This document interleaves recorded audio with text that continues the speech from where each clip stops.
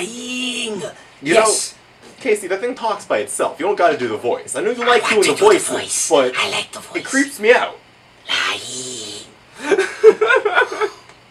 Yeah, that's what I ever had for lunch. Comics should smell good. This time, by the cat. That's right, you would pay more attention to a stuffed cat than you probably would either of us. But that's okay. People do love cats. It's true. You too can own your own lion cat plushie. Yes, it does talk. No, I'm not going to push the button because it's creepier than I am. Posable tail, $50. Saga merchandise. That's a lion cat. You know you need it. Right? You can't get the action figures from SDCC. No. Those sold out. Don't think- $500 on eBay. Yeah, don't think, just buy.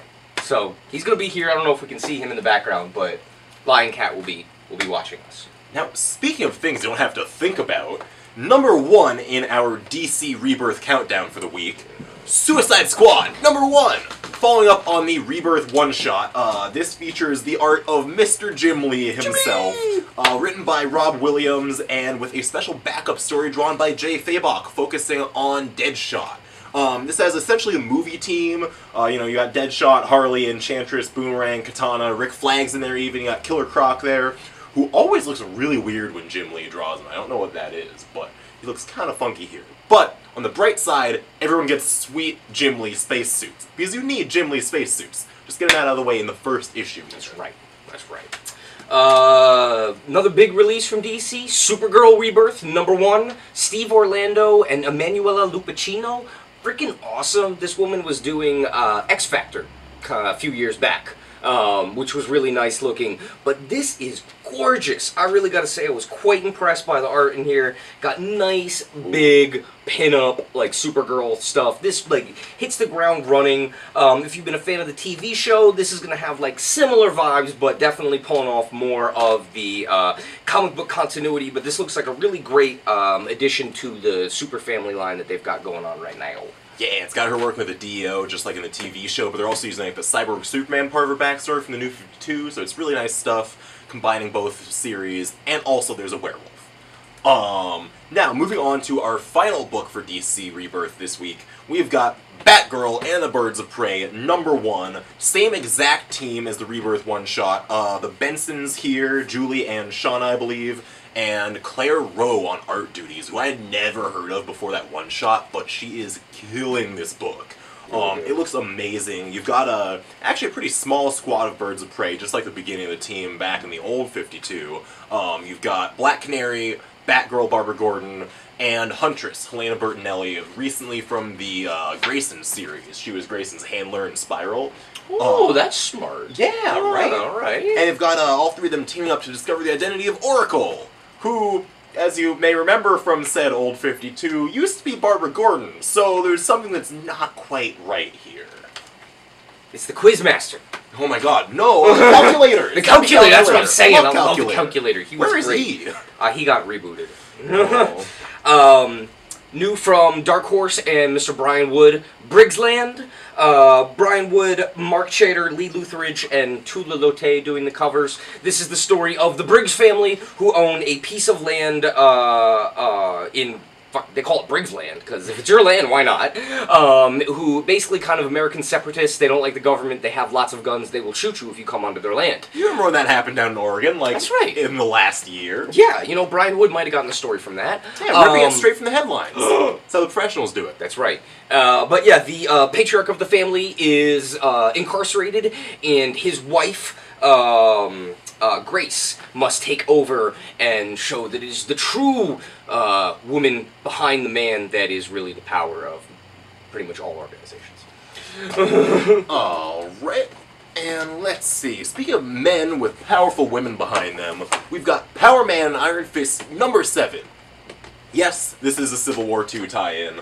I know, everything is from Marvel right now, we're just having to deal with it. Yeah. But this has Danny Rand, Luke Cage, and the powerful women behind them, Jessica Jones, and, in this issue, Misty Knight. Because Misty Knight cannot appear in enough books, honestly. She's been over in Sam Wilson Captain America for a bit. She's over here now helping out Luke while Danny's in prison after the events of the last issue. And it's got a really cool thing with the art team here. We have both artists for the series up till now, both Sanford Green and Flaviano. Just one name, Flaviano. When you have a name like Flaviano, you don't need the second one. Right? We got Sanford handling the Danny scenes in prison, and Flaviano is doing all the stuff with Luke Cage and Misty Knight outside of prison, and it all just makes for a really, really nice package here. Looks really good. Yeah, very fun book from Marvel. Speaking of extremely powerful women, Wonder Woman. That's right, the powerful woman to end all powerful women. This is finally reprinting the glorious George Perez run. George Perez, if you do not know, did one of the crowning runs on Wonder Woman for a very long time. This stuff is gorgeous. It is really nicely priced, $25 for 15 issues. About what you would pay to find it singly. Really nice paper, great reprinting. Fun stuff from Wonder Woman if you've been, itching for more Wonder Woman, because there's never enough. Yeah, especially after that trailer, which I'm pretty sure every single person in America has seen. Right. Okay, how about something that's not Civil War? Like Batman! Oh my god! Batman! The double shipping is real. Batman has already reached the end of its first 5-issue arc. Oh my god, are you serious? Yeah! Wow. I Am Gotham wraps up in this issue with the startling fate of the Gotham twins, both Gotham and Gotham Girl, the Superman-level defenders of Gotham. How many times can I say Gotham? Who have come to Gotham to aid Batman in his quest of ridding all crime from Gotham.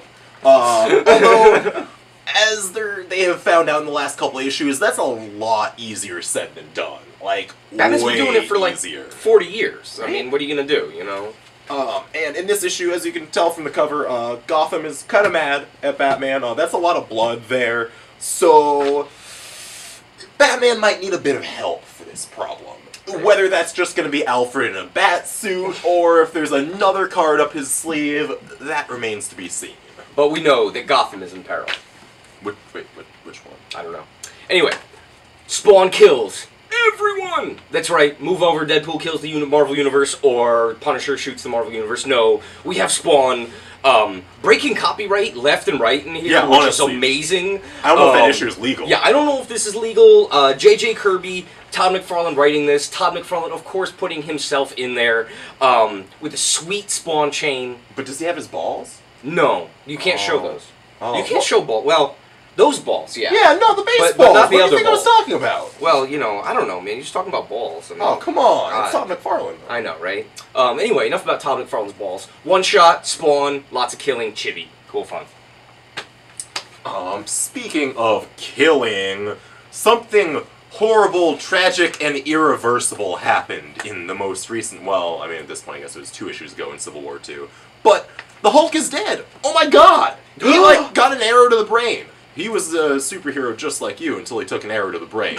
How's that for a dated reference? But this is Civil War The Fallen, #1, commemorating the life and times of Bruce Banner. Written by longtime Hulk writer Greg Pak and drawn by Mark Bagley, who's been at Marvel since, like, the 90s, like, before I was born, I feel like. Dude, yeah. Marvel tryout. Oh, yep. But this basically just has all of the Hulk's living supporting cast, because how many of those dudes are dead at this point? You don't stick around the Hulk and, like, stay alive. It's called gamma radiation. It's called deadly. Cancer, boy. Yeah, cancer. But this is a really nice retrospective. They're touching on even a lot of parts of Hulk continuity that people don't like to talk about.